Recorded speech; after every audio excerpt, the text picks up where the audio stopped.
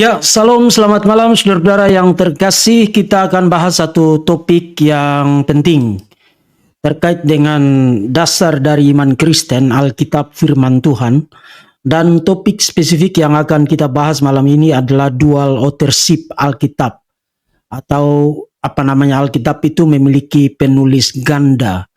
Nah, topik ini saya bahas sebenarnya dalam kaitan dengan salah satu pertanyaan yang dilontarkan oleh Don Ditan di dalam perdebatannya dengan Pendeta Budi Asali beberapa hari yang lalu. Kira-kira poin Don Ditan adalah di dalam Alkitab, 66 kitab kanonik yang diakui oleh orang-orang Kristen itu, ada sejumlah Alkitab yang penulis manusianya itu tidak jelas atau unknown. Karena itu sangat mungkin dia ingin berargumentasi bahwa karena penulisnya tidak jelas, human author-nya tidak jelas, penulis manusianya tidak jelas, maka kebenaran Alkitab atau ajaran Alkitab tentang keselamatan, topik yang disepakati untuk diperdebatkan di dalam perdebatan itu, maka ajaran Alkitab tentang keselamatan itu tidak dapat dipercaya. Nah, saudara-saudara, ini adalah satu pertanyaan yang menarik dan isu yang menarik. Tapi nanti akan kita buktikan bahwa Don Ditan itu berangkat dari presupposisi non-Kristen dan kemudian dia gunakan itu untuk berbicara mengenai apa yang ada di dalam kekristenan.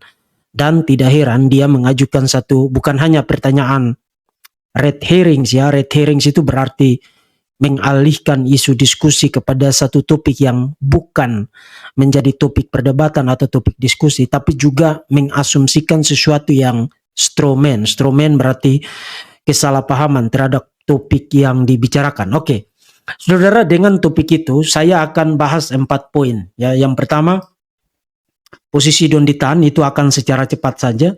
Kemudian yang kedua, kita akan review posisi Don Ditan itu berdasarkan 4 posisi utama di dalam sejarah sampai dengan saat ini terkait dengan status Alkitab sebagai kitab kanonik yang berotoritas dan yang adalah firman Tuhan, kitab sucinya orang-orang Kristen.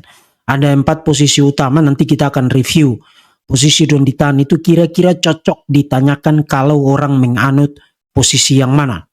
Kemudian yang ketiga, kita akan lihat secara sekilas kitab-kitab yang tidak jelas human authors-nya atau para penulis manusianya itu tidak jelas. Nanti saya akan kasih sejumlah catatan untuk kitab-kitab itu. Kemudian yang terakhir, kita akan lihat tentang dual authorship, penulis ganda.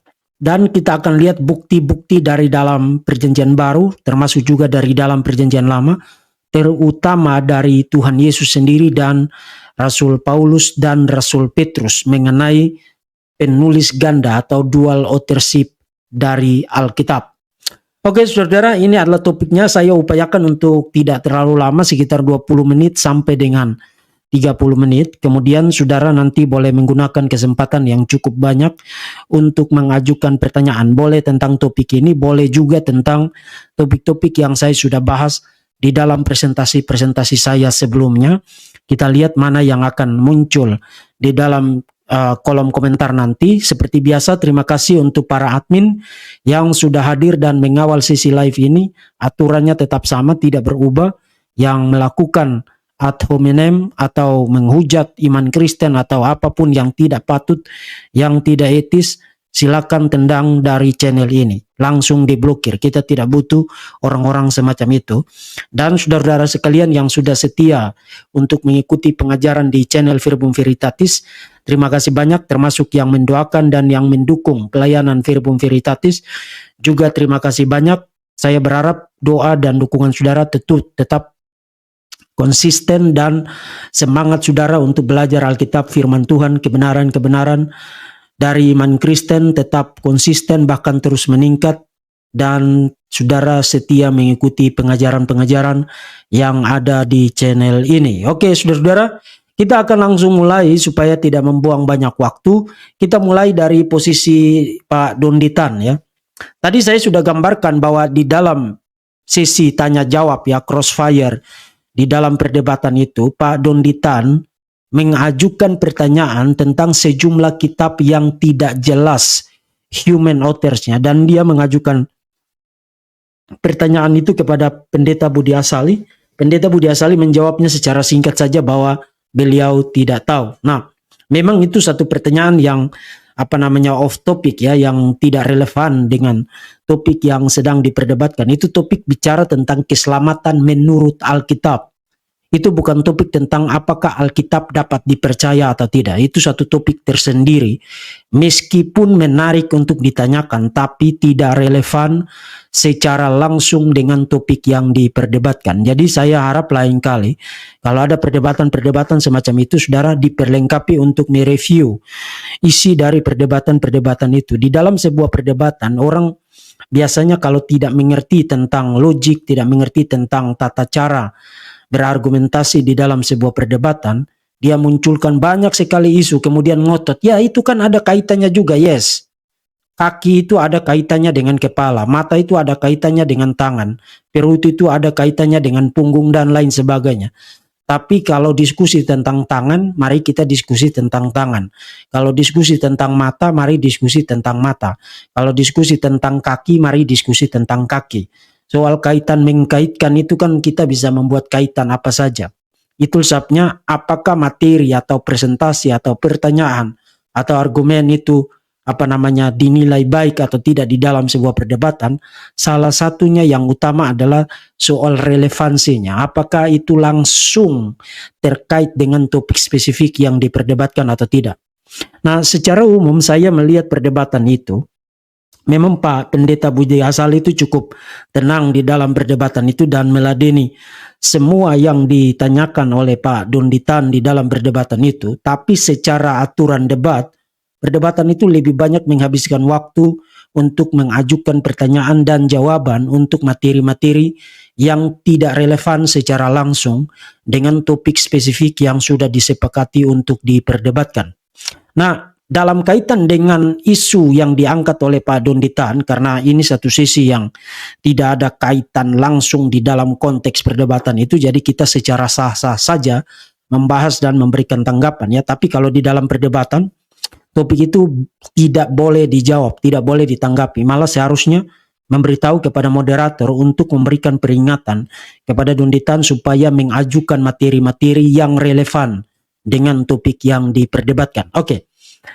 Terkait dengan isu yang diangkat oleh Donditan bahwa para penulis Alkitab untuk sejumlah kitab di dalam Alkitab itu tidak jelas, maka menurut dia itu relevan dengan ajaran Alkitab mengenai keselamatan.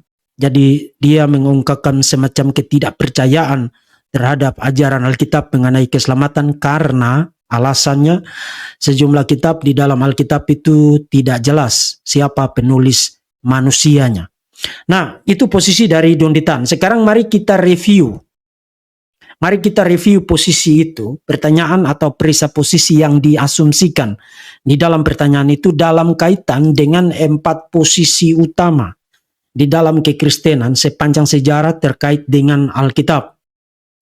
Yang pertama, posisi bahwa Alkitab itu sepenuhnya adalah human books, ya, jadi berisi koleksi-koleksi berasal dari manusia dan tidak ada nilai keilahiannya. Artinya Alkitab itu bukan firman Tuhan. Kemudian posisi yang kedua dan posisi yang pertama itulah posisi non-Kristen, ya, posisi di luar kekristenan. Itu posisi dari mereka yang ada di dalam agama-agama lain atau para ateis memandang Alkitab itu bukan sebagai firman Tuhan, itu hanya koleksi dari tulisan-tulisan dari orang-orang pada zaman kuno dan karena itu tidak memiliki nilai dan otoritas yang bersifat absolut dan mengikat. Itu posisi yang pertama.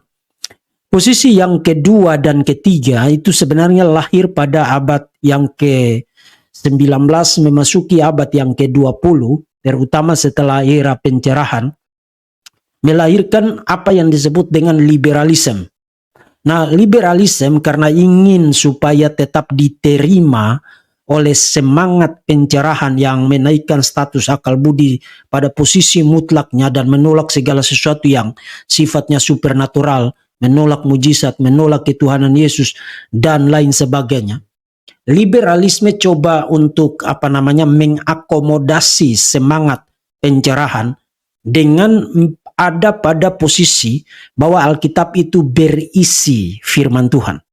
Jadi bagian-bagian tentang sejarah itu bisa salah, bagian-bagian tentang mujizat apalagi itu hanya diperlukan oleh orang-orang kuno yang ada di era pra-saintifik ya, yang tidak pernah belajar sains, orang-orang kuno yang suka percaya mitologi-mitologi, dongeng-dongeng dan lain sebagainya. Menolak segala sesuatu yang sifatnya mujizat, yang supernatural, yang heboh di dalam Alkitab. Misalnya Yesus berjalan di atas air, itu tidak benar. Yesus memberi makan 5.000 orang dengan 2 roti, 5 roti dan 2 ikan, itu tidak benar. Menurut mereka, sebenarnya orang-orang itu punya roti, tapi mereka mau menyimpannya untuk diri mereka sendiri. Tapi ketika anak kecil itu memberikan 5 roti dan 2 ikan, mereka itu menjadi tergugah kemudian mengeluarkan makanannya sendiri. Jadi sebenarnya tidak terjadi mujizat di dalam peristiwa itu. Nah, itu adalah cara tafsir liberal, cara tafsir natural terhadap Alkitab kalau orang berangkat dari presupposisi liberalisme. Jadi Alkitab itu berisi firman Tuhan. Alkitab bisa salah, hal-hal terkait dengan sejarah itu banyak yang salah dan tidak benar, dan apalagi terkait dengan mujizat-mujizat atau intervensi ilahi, itu semua ditolak. Nah, posisi yang ketiga adalah posisi neo-ortodoks. Nah, posisi neo-ortodoks ini diwakili oleh seorang teolog Jerman yang sangat besar bernama Karl Barth, mencoba untuk ada di antara ortodoksi dan liberalisme. Jadi dia mencoba untuk ada di tengah. Sayang sekali dia mengemukakan satu pandangan yang jauh lebih berbahaya daripada liberalisme. Jadi menurut dia, Alkitab itu bukan berisi firman Tuhan, tapi Alkitab menjadi firman Tuhan. Jadi yang tertulis itu bukan firman Tuhan sebenarnya. Tapi ketika dibaca atau dikotbahkan atau dipelajari atau diajarkan, kemudian orang itu mengalami encounter, mengalami perjumpaan dengan Tuhan, maka pada momen encounter itu, momen perjumpaan itu, Alkitab menjadi firman Tuhan. Nah, tadi saya katakan posisi yang ketiga ini jauh lebih berbahaya daripada liberalisme, karena setidaknya liberalisme masih berkata dengan pasti bahwa ada bagian-bagian tertentu, terutama yang tentang etika dan moral, ada bagian-bagian tertentu yang adalah firman Tuhan. Nah, kalau you ada di posisi neo-ortodoks, Alkitab ini bisa seluruhnya bukan firman Tuhan. Karena apa? Karena kalau Alkitab diajarkan, Alkitab dikotbahkan, Alkitab kemudian dipelajari, dan saudara tidak dapat apa-apa. Saudara tidak dapat berkat, tidak dapat teguran, tidak dapat insight atau wawasan spiritual atau wawasan moral yang baru dari Alkitab yang menghentak saudara, kemudian saudara mengalami perjumpaan dengan Tuhan. Kalau saudara tidak dapat itu semua, maka Alkitab bukan firman Tuhan. Itulah sebabnya posisi neo-ortodoks itu sebenarnya jauh lebih berbahaya daripada posisi liberalisme. Nah, posisi yang terakhir adalah Alkitab itu firman Tuhan. Artinya asal usul utama Alkitab itu bukan manusia, tapi Alkitab, Kejadian pasal 1 ayat 1 sampai dengan Wahyu pasal terakhir ayatnya yang terakhir adalah firman Tuhan. Nah, dalam terang 4 posisi terkait dengan status Alkitab itu, menurut saudara, posisi Pak Donditan itu lebih cocok ada di posisi yang mana? Lebih cocok ada di posisi yang pertama, jelas sekali, karena dia tidak percaya Alkitab firman Tuhan.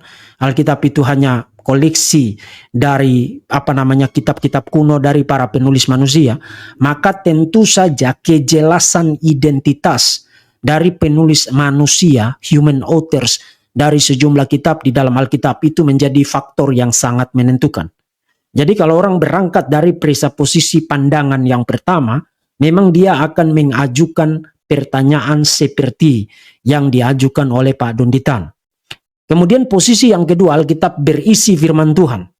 Nah, posisi itu juga membuka peluang bagi pertanyaan Pak Donditan untuk memiliki kemenarikan, bukan hanya kemenarikan, tapi juga memiliki nilai persuasif, karena tidak semua yang ada di dalam Alkitab itu firman Tuhan.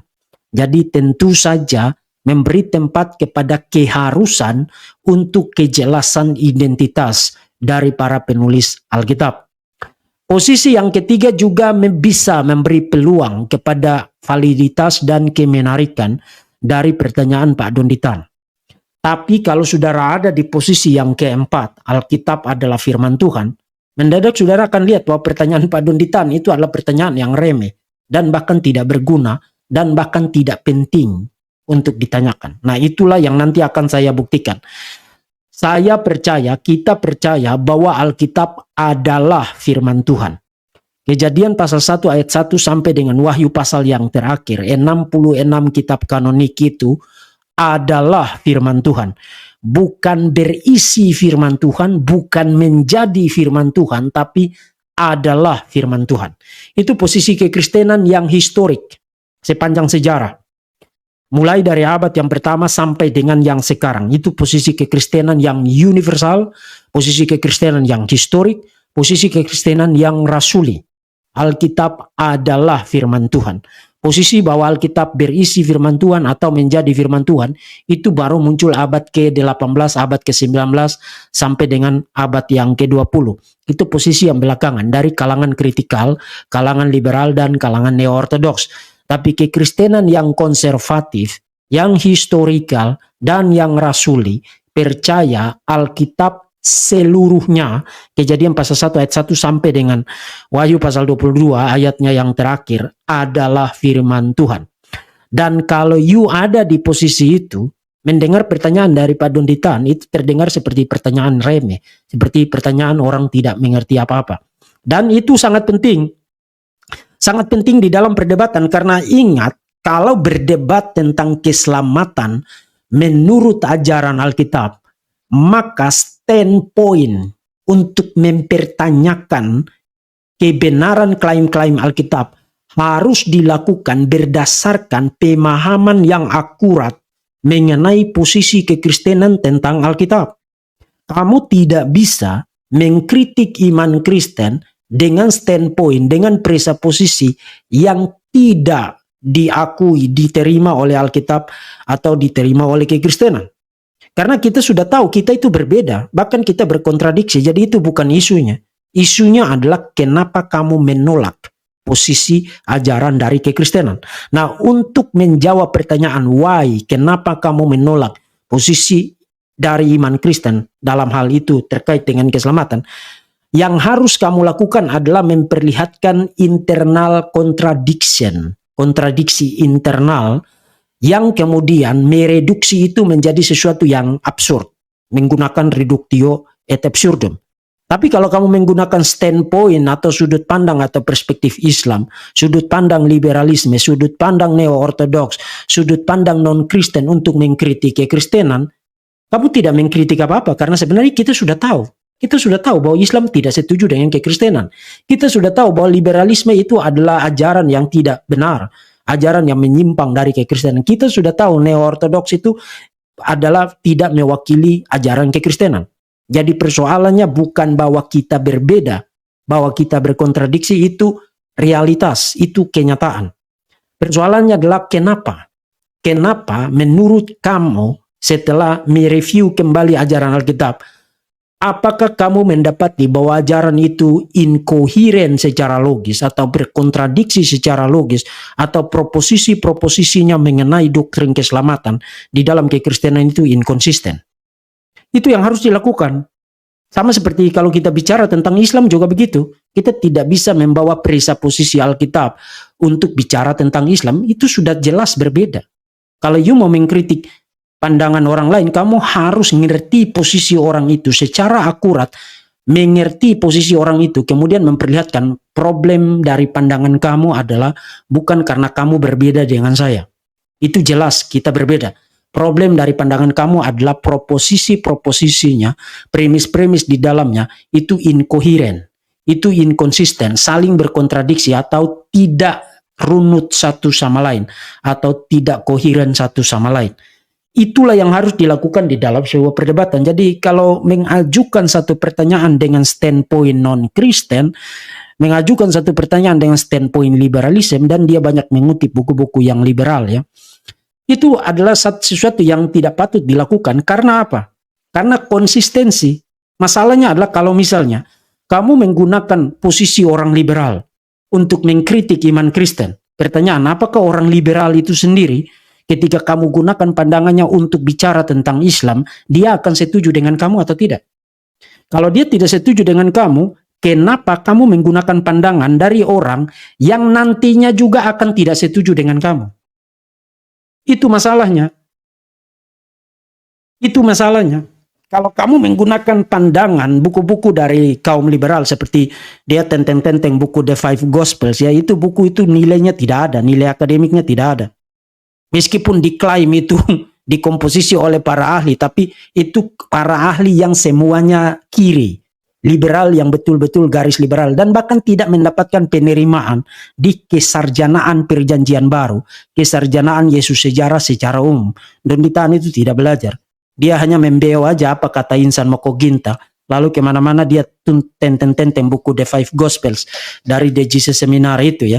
Kalau kamu membawa buku Jesus Seminar untuk mengkritik iman Kristen, buku itu sendiri bisa dipakai untuk mengkritik Quran, bisa dipakai untuk mengkritik Islam. Nah pertanyaan, kalau kamu menerima kebenaran kritikan liberalisme di dalam The Five Gospel, mengkritik iman Kristen, apakah kamu akan menerima juga kebenaran kritikan dari The Five Gospel kalau kita gunakan standar dari The Five Gospel, Jesus Seminar, untuk mengkritik pandangan kamu?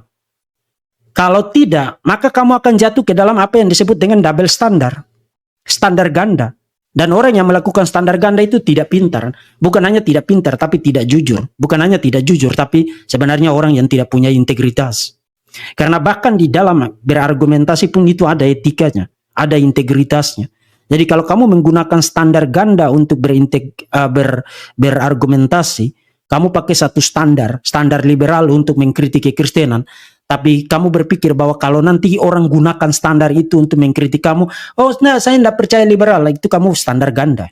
Dan itu tidak menarik. Bukan hanya tidak menarik, tapi tidak pintar. Bukan hanya tidak pintar, tapi tidak jujur, tidak konsisten, tidak berintegritas di dalam berargumentasi. Hal-hal yang sederhana begitu pun bahkan mereka tidak paham. Ini sudah 14 abad. Di tahun 2023, di zaman internet, zaman teknologi, zaman kecanggihan, zaman keterbukaan informasi, dan tetap tidak pintar.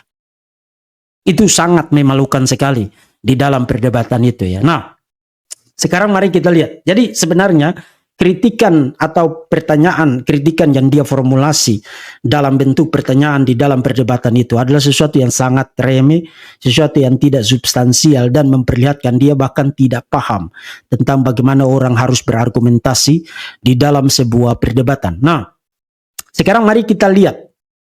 Tadi saya katakan di dalam 2 video tanggapan saya sebelumnya, saya katakan bahwa sesuatu yang sifatnya red herring itu selalu menarik. Tapi saudara jangan salah, menarik itu tidak sama dengan relevan. Jadi di dalam perdebatan itu bukan soal menariknya, tapi soal relevansi secara langsung. Kalau tidak relevan, meskipun menarik, itu tidak punya kewajiban logis untuk ditanggapi. Nah, karena ini bukan ada di dalam perdebatan, ini satu sisi pengajaran, maka kita perlu address ini, perlu membahas ini. Sejumlah kitab di dalam Alkitab itu memang kalau saudara melakukan studi, mengikuti kuliah pengantar perjanjian lama termasuk juga pengantar perjanjian baru, saudara akan ketemu bahwa setidaknya ada 10 kitab. Di dalam seluruh Alkitab, 66 kitab kanonik itu, ada 10 kitab yang diakui tidak jelas siapa penulisnya. Meskipun ada tradisi-tradisi yang belakangan yang memberikan pandangan tentang siapa penulisnya. Misalnya Yosua. Itu posisi umum kesarjanaan perjanjian lama itu tidak jelas siapa penulisnya. Tapi kalau saudara baca Talmud, Talmud mengatakan bahwa yang menulis kitab Yosua adalah Yosua sendiri. Nah, Talmud itu kan berasal dari abad ke-6 setelah Masehi, itu kodifikasinya ya. Meskipun di dalam Talmud itu ada tradisi-tradisi lisan yang jauh lebih tua dari kodifikasinya. Kemudian hakim-hakim. Hakim juga posisi kesarjanaan perjanjian lama adalah itu tidak jelas siapa penulisnya. Meskipun satu kali lagi, kalau saudara baca Talmud ya, Talmud mengatakan yang menulis kitab hakim-hakim adalah Samuel.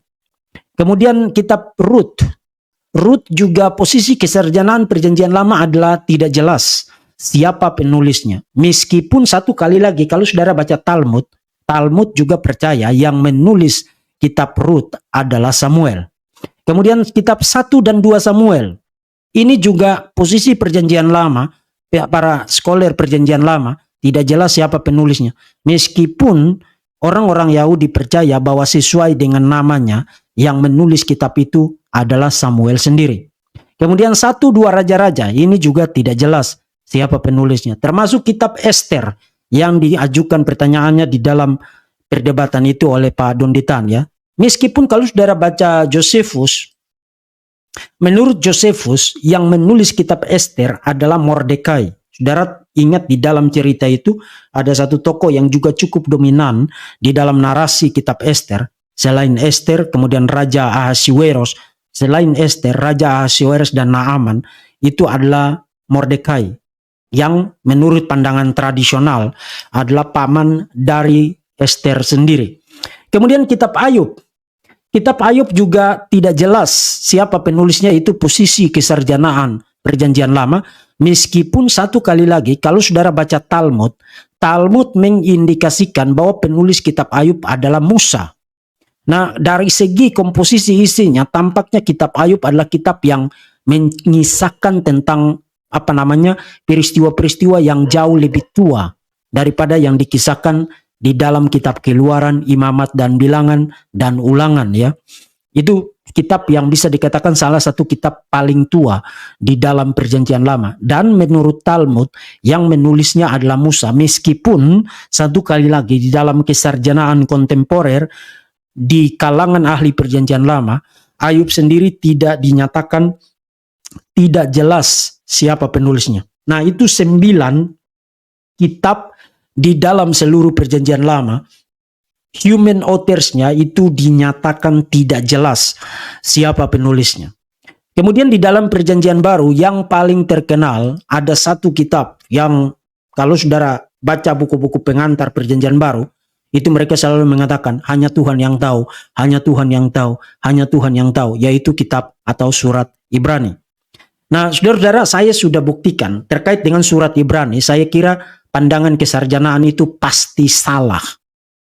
Saya sudah punya satu tulisan yang dimuat dalam buku memperingati ulang tahun dari mantan ketua PGI pendeta Andreas Yewangu. Kemudian saya juga sudah punya satu tulisan yang nanti akan terbit di jurnal Sinta 2 pada bulan Desember tahun 2023 tentang the authorship of Hebrews ya. Penulis surat Ibrani mereview kembali bukti-bukti dari Origenes. Saudara ingat tadi saya katakan para ahli itu selalu bilang hanya Tuhan yang tahu, hanya Tuhan yang tahu. Sebenarnya kata-kata itu mereka kutip dari Origenes.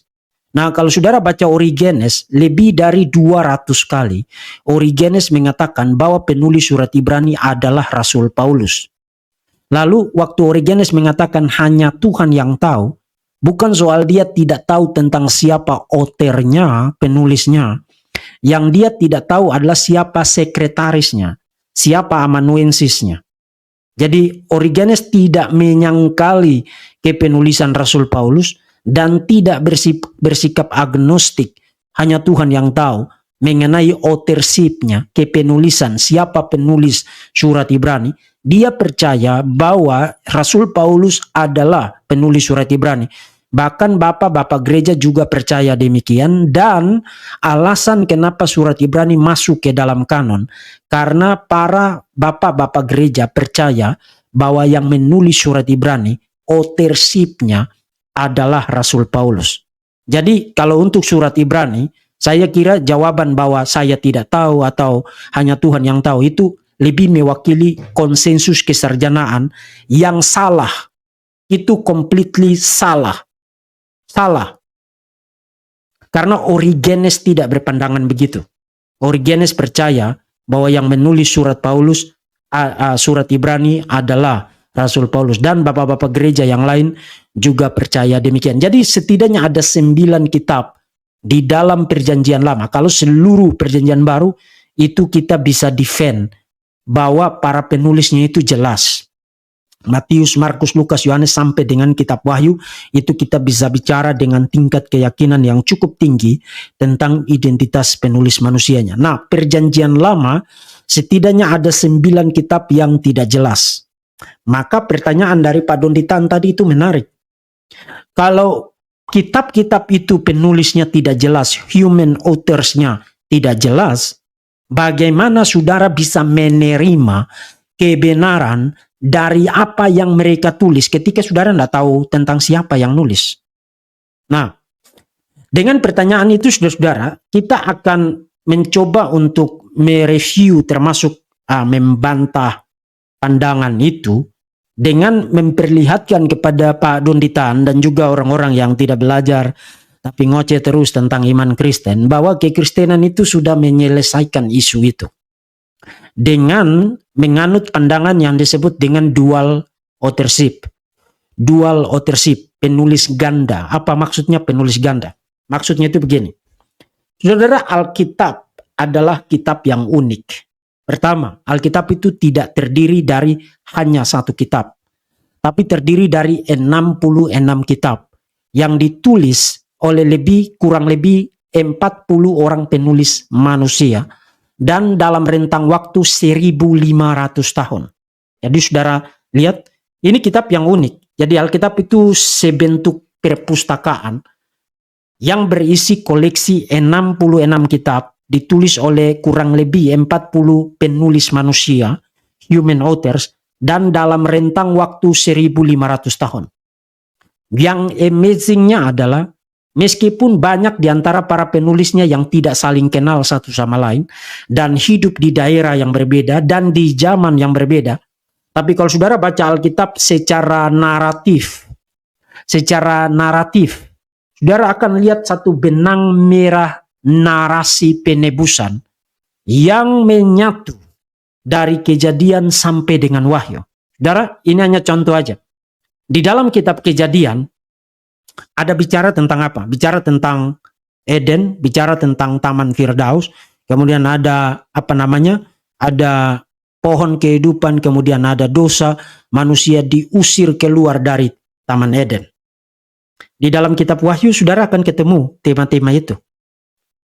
Pohon kehidupan itu berbuah setiap bulan dan orang-orang yang tinggal di dalam Eden atau Firdaus yang baru atau Yerusalem yang baru makan dari buahnya dan mereka tidak mengalami sakit, tidak ada lagi air mata, tidak ada lagi kematian, tidak ada lagi kesusahan.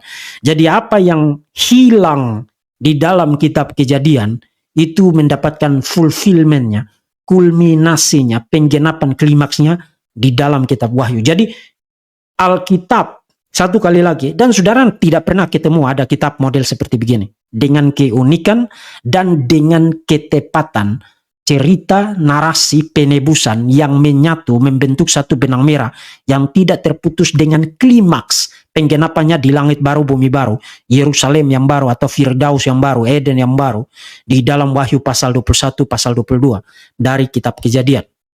Nah, itu tentang Alkitab, itu yang pertama. Yang kedua, kekristenan meskipun percaya bahwa Alkitab adalah firman Tuhan, nanti akan saya perlihatkan datanya.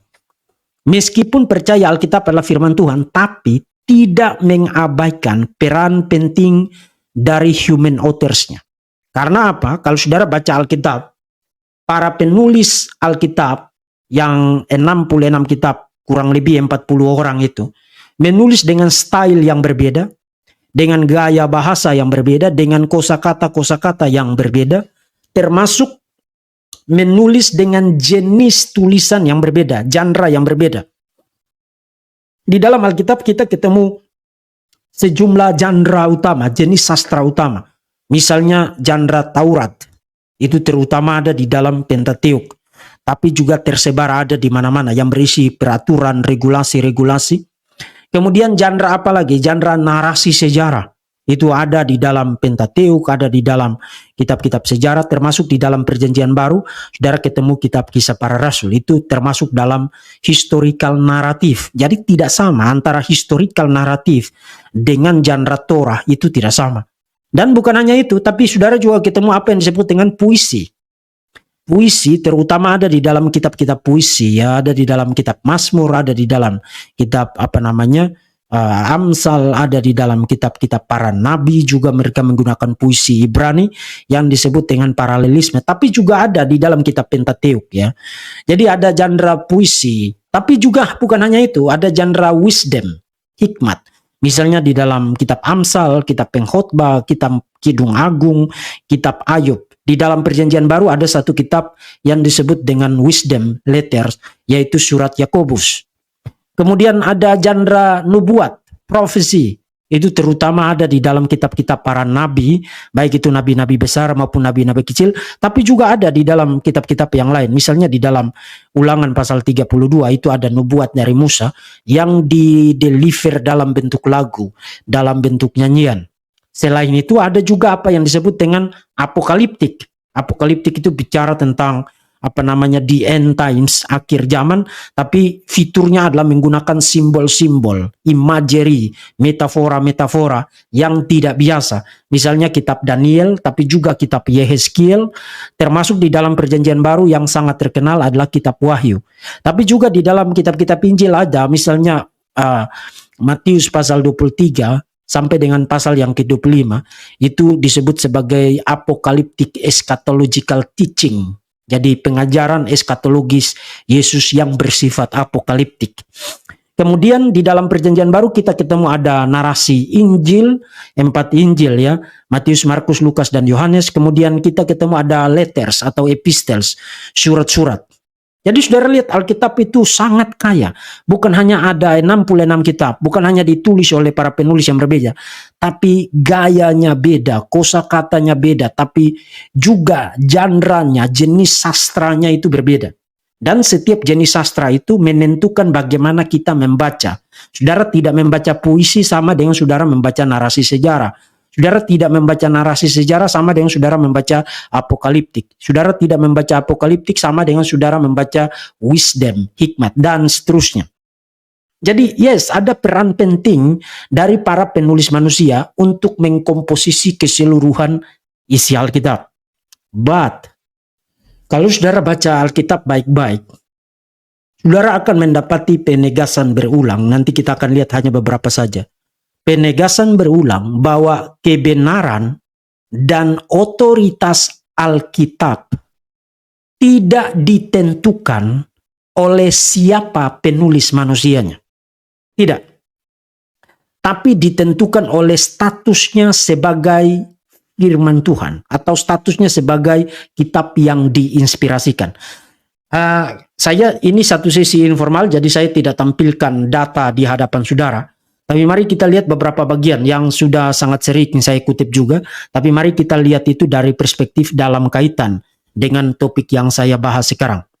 2 Timotius pasal 3 ayat 14 ya, segala tulisan yang diilhamkan Allah memang bermanfaat untuk mengajar, menyatakan kesalahan, memperbaiki kelakuan, untuk mendidik orang dalam kebenaran.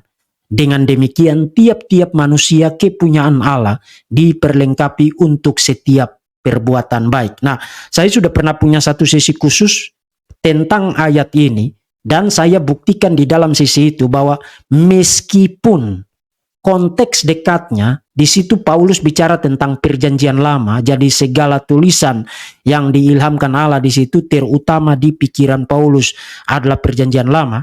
Tapi by implication, berdasarkan extensionnya, perluasannya, ayat ini juga sekaligus mencakup seluruh Perjanjian Baru. Itu saya sudah punya satu sesi khusus membuktikan tentang itu, jadi saya tidak ulangi lagi poin itu di sini.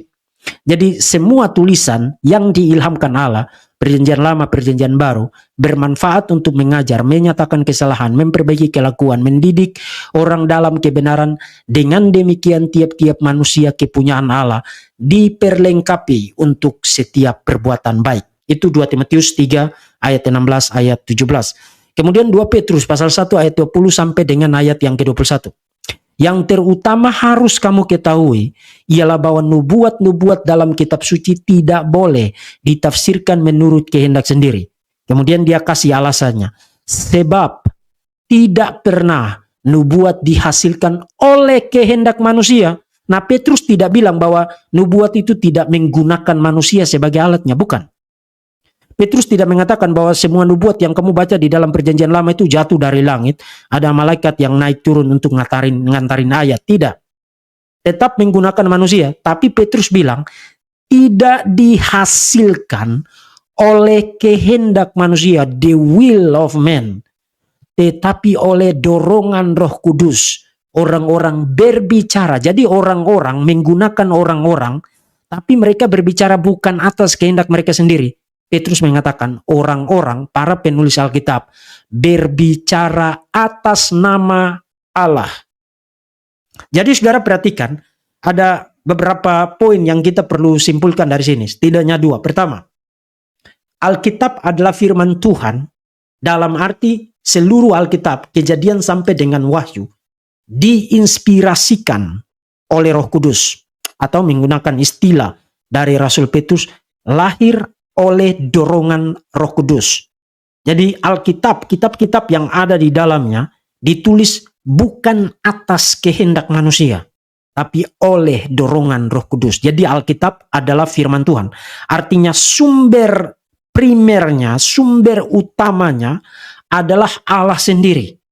Berasal dari Allah. Itu sebabnya kita sebut sebagai Alkitab itu firman Tuhan. Dalam bahasa Inggris orang bilang the primary author of scripture, penulis utama dari Alkitab, is God himself, adalah Allah itu sendiri. Dan itu kita sudah lihat proposisi itu sound, benar, dapat dideduksi dari ayat-ayat yang tadi saya bacakan bagi saudara.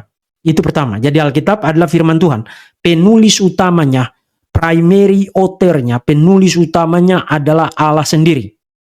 Dan karena itu, termasuk kalau saudara baca 2 Timotius pasal 3 ayat 16-17 tadi, kebenarannya, doktrin, dan dasar moral, dasar untuk orang bicara tentang bagaimana hidup sebagai orang Kristen, kebenaran doktrinal dan kebenaran etisnya, segala sesuatu yang ada di dalam kitab-kitab yang berasal dari Tuhan itu, diilhamkan, dinafaskan oleh Allah itu theopneustos, kebenarannya tidak terletak pada penulis manusianya. Tidak terletak pada siapa penulis manusianya. Petrus bilang mereka bernubuat bukan atas kehendak manusia. Bukan oleh kehendak manusia. Tapi mereka digunakan untuk berbicara atas nama Allah. Dan karena itu Petrus bilang, bahkan you tidak boleh sembarang untuk menafsirkan Alkitab. Jadi saudara lihat, Alkitab itu punya dual authorship. Mengakui para penulis manusia dan mereka tidak dijadikan sebagai robot. Mereka punya gayanya masing-masing, mereka punya stylenya masing-masing. Pemilihan genre-nya itu mereka pilih sesuai dengan yang mereka inginkan. But di dalam kedaulatannya, apa yang mereka tulis itu diinspirasikan, diilhamkan, atau theopneustos itu bisa diterjemahkan dinafaskan oleh Allah. Sehingga meskipun ditulis oleh manusia, tapi pada saat yang sama adalah firman Allah. Jadi saudara lihat, kebenaran Alkitab, apa yang dinyatakan dan apa yang diajarkan, tidak terletak pada kejelasan identitas siapa yang menulis, manusianya.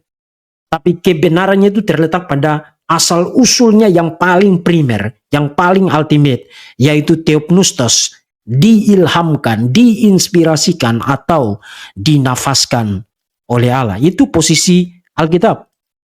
Dan karena itu, apakah Yesus sendiri, pertanyaan terakhir sebelum saya akan membuka sesi tanya jawab kepada saudara-saudara. Apakah Yesus sendiri percaya bahwa Alkitab itu dual authorship? Kitab suci itu punya penulis ganda dari manusia, tapi sekaligus juga adalah firman Tuhan. Yes, saya kasih saudara satu contoh saja. Matius pasal 19 ayat 1 sampai dengan ayat yang ke-6. Satu kali lagi. Matius pasal 19 ayat 1 sampai dengan ayat yang ke-6. Setelah Yesus selesai dengan pengajarannya itu, berangkatlah ia dari Galilea dan tiba di daerah Yudea yang di seberang sungai Yordan.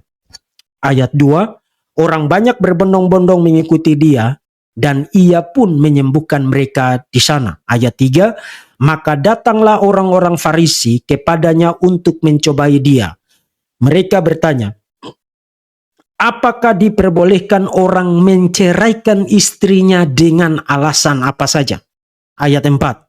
Yesus menjawab atau jawab Yesus, tidakkah kamu baca bahwa Ia yang menciptakan manusia sejak semula menjadikan mereka laki-laki dan perempuan? Jadi LGBTQ itu pasti salah ya. Itu ajaran setan dari neraka. Yesus mengajarkan pernikahan itu adalah laki-laki dan perempuan. Dan ayat yang kelima, dan firman-Nya, sebab itu laki-laki akan meninggalkan ayah dan ibunya bersatu dengan istrinya, sehingga keduanya itu menjadi satu daging. Ayat 6, demikianlah mereka bukan lagi dua, melainkan satu.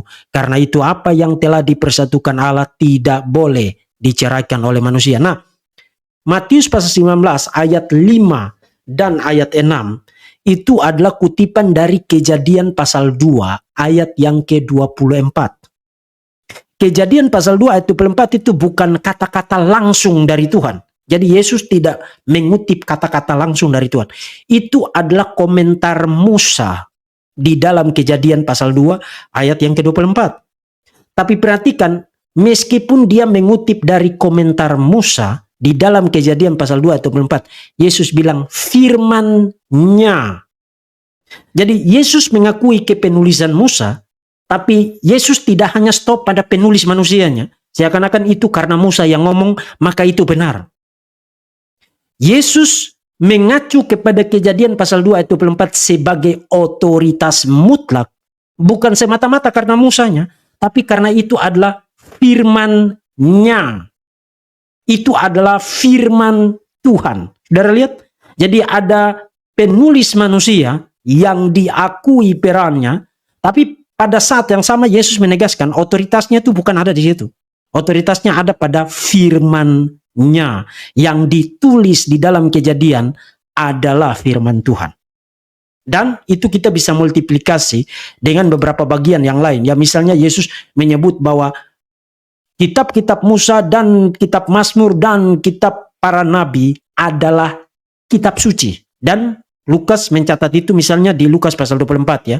Lalu ia menjelaskan kepada mereka apa yang tertulis tentang dia dalam seluruh kitab suci. Nah, saudara tahu istilah kitab suci di dalam perjanjian baru itu istilah teknis yang sinonim dengan firman Tuhan. Yang menjelaskan tentang dia dari seluruh firman Tuhan, dari seluruh kitab suci, mulai dari kitab-kitab Musa dan segala kitab nabi. Jadi otoritas kebenaran Alkitab tidak bergantung atas kejelasan identitas human authors-nya, tapi bergantung terutama atas inspirasi dari Roh Kudus. Itu posisi kekristenan tentang dual authorship atau penulis ganda Alkitab. Oke, saudara, ini sudah 48 menit, saya akan take pertanyaan.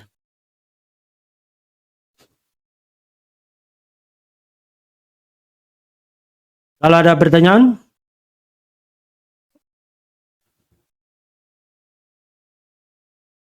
Pak Pendeta, apakah 4 penulis Injil adalah orang Yahudi? Tidak. Matius adalah orang Yahudi, Yohanes adalah orang Yahudi, Markus itu orang Romawi, Lukas adalah orang Yunani. Tidak. Tapi kalau saudara mau tarik implikasinya, kalau bukan orang Yahudi maka bukan firman Tuhan, nah itu cerita yang lain lagi. Tapi kalau secara faktual tidak.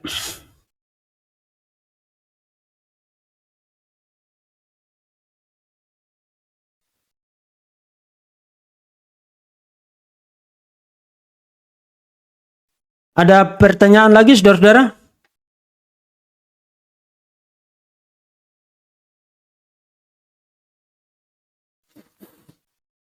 Dari Pak Misi Kristus, salam Pak. Saya membaca bukunya Herman Bavinck. Bukunya berjudul Dogmatika. Dia mengatakan bahwa Justinus Martir jatuh ke dalam subordinasi. Apakah betul ya Pak? Justinus Martir penganut pandangan begitu. Dogmatika seri yang keberapa? Karena Herman Bavinck itu punya 4 seri dogmatika. Jadi kita perlu cek dulu Yang mana yang Bapak rujuk? Justinus Martir itu nanti kita bisa bahas kristologinya di lain kesempatan. Tapi saya kira dia bukan seorang subordinis ya. Yang paling sering dituduh sebagai subordinis itu adalah Origenes. Nah, dan itu ada di dalam banyak sekali literatur-literatur sistematik, termasuk juga literatur-literatur teologi, teologi sejarah, historical theology.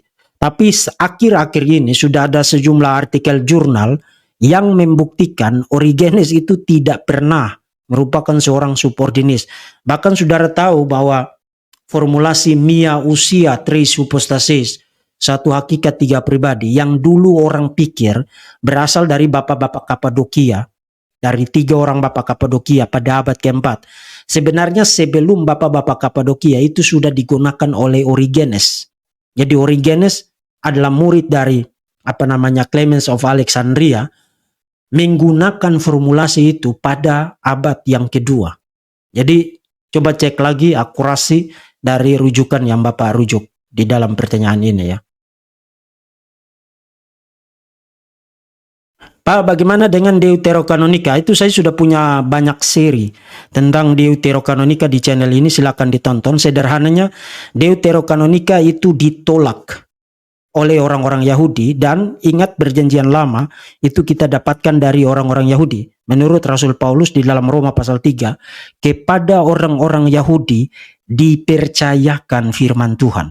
Jadi orang-orang Yahudi tidak menerima Deuterokanonika. Bukan hanya orang-orang Yahudi, tapi juga daftar kanon. Ada 12 daftar kanon dari abad yang pertama sampai dengan abad yang yang ke-8 atau abad yang saya lupa istilahnya.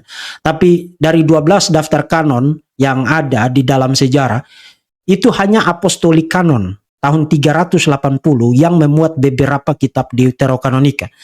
Daftar kanon yang paling tua, Melito of Sardis, itu tidak memuat itu. Termasuk juga ada satu sinode, Synod of Laodikia, tidak menerima Deuterokanonika. Nanti pada abad keempat, pada masa Agustinus, baru Agustinus dan juga di Konsili Kartago itu menerima Deuterokanonika.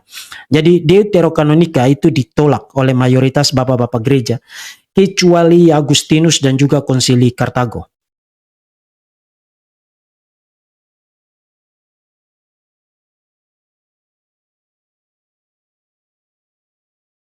Pak, benar Alkitab berotoritas karena ilham oleh Roh Kudus, tapi bagaimana caranya meyakinkan, membuktikan bahwa kitab tersebut oleh Roh Kudus kalau penulis manusianya tidak no name maksudnya? Apa? Saudara harus kalau berhadap, makanya saudara ikuti penjelasan saya dari tadi Pak, supaya saudara jangan bingung. Waktu saudara mendengarkan klaim begitu, saudara harus meminta orang itu untuk menjelaskan apa kaitan antara kejelasan penulis manusianya, identitasnya, dengan klaim kebenaran di dalam sebuah literatur. Dalam kaitan, dalam terang dengan proposisi kekristenan bahwa Alkitab adalah firman Tuhan. Saudara perhatikan, misalnya, ini kita kasih contoh. Salah satu kitab yang tidak jelas di dalam perjanjian lama adalah kitab Ayub. Betul, tadi saya sebutkan ada 9 kitab di dalam perjanjian lama yang tidak jelas siapa penulisnya. Tapi coba ajukan pertanyaan ini, apakah di dalam perjanjian baru kitab Ayub dikutip sebagai kitab berotoritas atau tidak? Dikutip. Misalnya kalau saudara baca Yakobus, Yakobus mengutip Ayub sebagai salah satu contoh model otoritatif untuk menghadapi penderitaan. Jadi Yakobus tidak ada masalah dengan ketidakjelasan identitasnya. Dia menerima otoritas dan kebenaran dari kitab Ayub. Itu hanya satu contoh aja, saya bisa multiplikasi, tapi kita perlu pendek saja supaya yang lain bisa mengajukan pertanyaan. Pak Diki, apakah Alkitab mengandung kesalahan baik terjemahan maupun autograf? Kalau terjemahan pasti, kalau autograf tidak.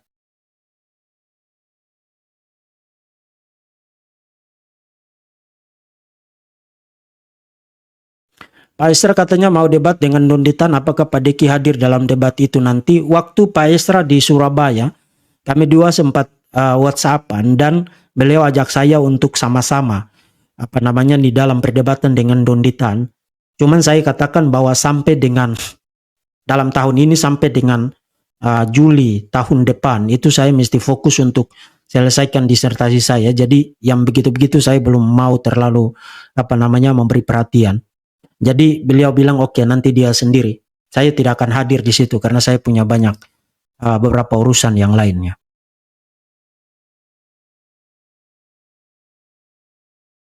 Salam, bagaimana dengan jawaban dari Pak Budi terhadap Donditan bahwa yang menulis Taurat adalah orang Kristen, yaitu Musa? Apakah Pak Budi mengatakan begitu? Saya tidak dengar itu ya Pak Jefferson. Jadi coba Bapak cek lagi akurasinya. Tapi bahwa Musa menulis kitab Taurat atau Pentateuk itu adalah jawaban yang benar. Meskipun perlu dikasih kualifikasi, perlu dikasih apa namanya klarifikasi. Jadi posisi kaum evangelikal atau reform yang masa kini adalah apa yang disebut dengan essential mosaic authorship.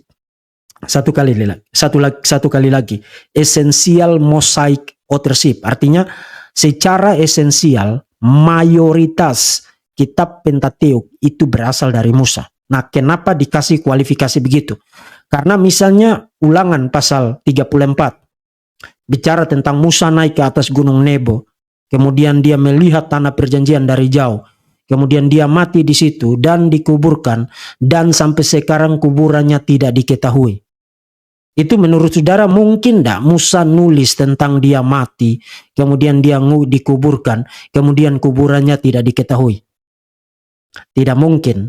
Jadi sangat mungkin ada peran dari seorang editor, katakanlah begitu, di kemudian hari. Menurut Talmud, yang menyelesaikan kitab Taurat adalah Yosua, yang berperan untuk meninggalkan bagi kita keseluruhan kitab Pentateuk seperti yang kita punya saat ini. Jadi posisi yang representatif di kalangan evangelikal, injili, reform, yang konservatif adalah essential mosaic authorship. Mungkin saya ketip di sini ya, supaya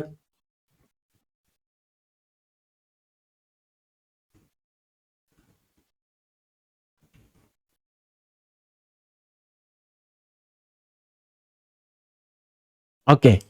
Saudara bisa lihat sekarang di sini, essential mosaic authorship. Jadi Musa itu adalah penulis esensial dari kitab Pentateuk.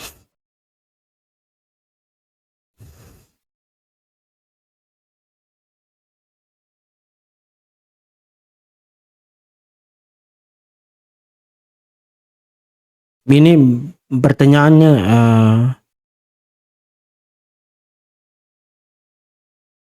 Penatua dari Manado. Pertanyaan Pak Deki, apa premis yang digunakan kitab suci dimasukkan ke dalam Alkitab sehingga disebut firman Tuhan? Mungkin pertanyaan yang jauh lebih tepat adalah apa kriteria kanon. Nah, tentang kanon juga saya sudah punya banyak visi di channel ini. Bapak silakan cari tentang kanon, tentang apa namanya sejarah kanonisasi, termasuk juga dalam kaitan dengan kriteria kanon. Waktu bicara tentang ini cepat aja ya Pak ya, ini sudah 58 menit. Waktu bicara tentang kriteria kanon, kita harus membedakan kriteria kanon perjanjian lama dan kriteria kanon perjanjian baru. Nah, untuk perjanjian lama, orang-orang Yahudi terutama punya dua kriteria utama. Terutama ya, bukan berarti tidak ada kriteria yang lain, tapi terutama mereka menggunakan dua kriteria utama. Pertama, kriteria bahasa. Semua kitab yang diterima ke dalam kanon harus ditulis dalam bahasa Ibrani. Itu kriteria bahasa. Kemudian yang kedua, setiap kitab yang diterima ke dalam kanon perjanjian lama, itu pertama kriteria bahasa, kedua kriteria rentang waktu. Semua kitab yang diterima di dalam kanon perjanjian lama, itu harus adalah kitab-kitab yang berasal dari masa Musa sampai dengan masa Raja Artasasta I, masa Esra dan Nehemia. Di luar dari rentang waktu itu ditolak. Itu sebabnya mereka tidak menerima Deuterokanonika.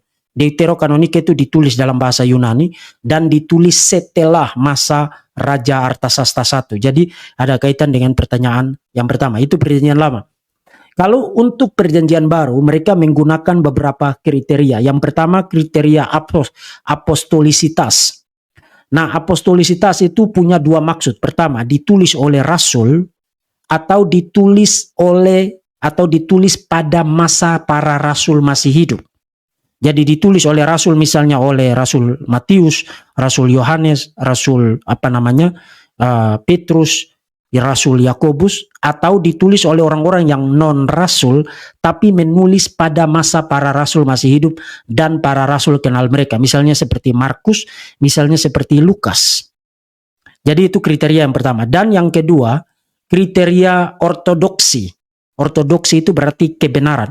Jadi ajaran-ajaran yang ada di dalamnya harus konsisten dengan ajaran para rasul. Kemudian yang ketiga, kriteria antiquity. Kriteria antiquity itu berarti kriteria di mana kitab itu harus berasal dari abad pertama. Para rasul itu masih hidup. Jadi itu kriteria-kriteria yang digunakan untuk kitab itu masuk ke dalam kanon. Tapi saudara akan salah, bahkan saudara akan mencekik leher sendiri. Dengar baik-baik Pak Penatua Manado, supaya jangan salah berargumentasi. Karena pertanyaan Bapak ini potensinya salah itu sangat besar. Meskipun gereja menggunakan kanon, kriteria kanon begitu, baik untuk perjanjian lama dan perjanjian baru, tapi status Alkitab sebagai firman Tuhan tidak diberikan oleh kriteria itu. Jangan salah ya. Jadi jangan saudara bilang karena ada kriteria itu maka Alkitab adalah firman Tuhan. Itu salah. Itu berarti saudara mengatakan Alkitab firman Tuhan karena kriteria itu. Itu salah. Kriteria itu hanya digunakan untuk mengenali mana yang berotoritas. Alkitab firman Tuhan bukan karena kriteria itu. Alkitab firman Tuhan karena memang Alkitab adalah firman Tuhan. Saya kasih saudara satu contoh, kemudian kita selesai ya. Saya tidak ingin lama-lama malam ini. Misalnya anak saudara ikut pentas lomba vokal, lomba nyanyi. Kemudian juri itu punya kriteria untuk juara 1, juara 2, juara 3 dan seterusnya. Ini contoh aja supaya saudara ngerti. Kemudian ternyata setelah anak saudara nyanyi, itu suaranya itu bagus sekali, nadanya pas dan skillnya untuk bernyanyi itu luar biasa. Kemudian dia juara 1. Sesuai dengan kriteria juri yang ada. Pertanyaan, yang bikin dia juara itu kriterianya atau anak saudara yang punya kualitas itu? No, bukan jurinya yang bikin dia menang, bukan kriterianya juga. Kriteria itu hanya dimaksudkan untuk supaya tidak semua orang itu klaim bahwa dia juara. Tapi yang bikin anak saudara menang juara 1 lomba vokal itu adalah kualitas internalnya sendiri. Dia memang punya kualitas seorang penyanyi, dia memang punya suara yang bagus, dia memang punya skill yang bagus, dan skill itulah yang membuat dia menjadi seorang juara lomba nyanyi. Alkitab disebut firman Tuhan meskipun di dalam kanonisasi ada kriteria-kriteria, tapi bukan kriteria itu yang bikin Alkitab jadi firman Tuhan. Alkitab adalah firman Tuhan karena kualitas internalnya, karena dinafaskan oleh Allah, diinspirasikan oleh Allah. Jadi saya harap itu logik-logik begitu harus diperhatikan supaya saudara jangan berargumentasi secara salah kemudian digunakan oleh orang-orang yang tidak percaya Tuhan untuk membalikannya kepada saudara. Terima kasih kepada Pak Jas, Tuhan memberkati ya. Oke saudara-saudara, saya kira saya sampai di sini dulu ya. Ini 1 jam tapi saya besok itu akan padat sekali dalam persiapan untuk Rakernas GKSI, harus mengurus banyak hal termasuk juga bagi saudara-saudara yang mau mengambil bagian untuk pekerjaan Tuhan di STT Rai Batam. Saya sudah sering kepada saudara ada begitu banyak kebutuhan yang harus diurus, pengurusan akreditasi, visitasi S1 PAU termasuk juga renovasi yang belum selesai-selesai. Dukungan dari saudara itu akan sangat membantu dan sangat meringankan beban pelayanan yang ada di STT Rai Batam. Dan satu kali lagi saudara-saudara saya ingatkan, jauhi para pengajar sesat, jauhi orang-orang yang tidak belajar tapi hanya mau ngoceh. Jangan sampai saudara menghabiskan waktu untuk hal-hal yang sia-sia. Terus cinta Tuhan, tetap berharap bersandar kepada Tuhan dan rajin untuk belajar. Allah Tritunggal, Bapa, Putra dan Roh Kudus memberkati saudara-saudara sekalian. Salam.